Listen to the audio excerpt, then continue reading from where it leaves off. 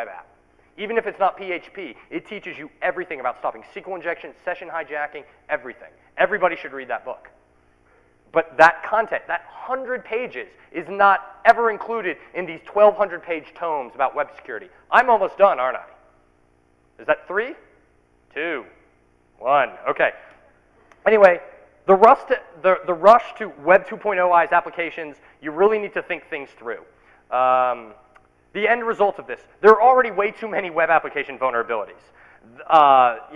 We're already seeing bad design choices. We need reasonably educated people. We need to improve our technical resources. So, design checklist.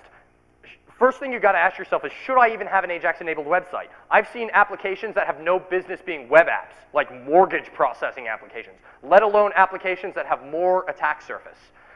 Is it really necessary? What's gained by having a responsive website?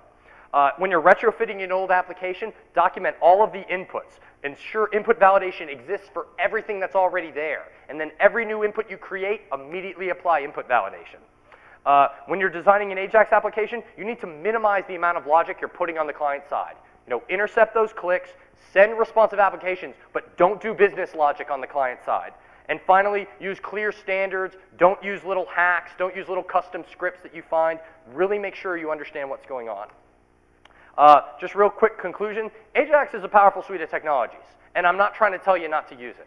What I'm trying to do is say that AJAX can improve the user experience when it's used appropriately. They live on both the client and the server. It increases the attack surface. It exposes internal function names, control layers. If you secure your application, this shouldn't be a problem.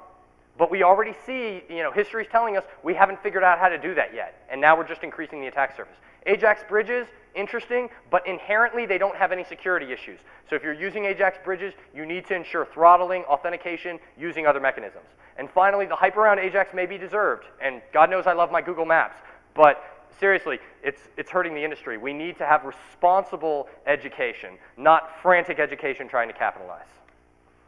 Just real quick, Spy Dynamics released a white paper about AJAX security. If you simply go to spydynamics.com, Spy Labs, and white papers, you'll see it. And I am done. Thank you. My name is Billy Hoffman. You've been great.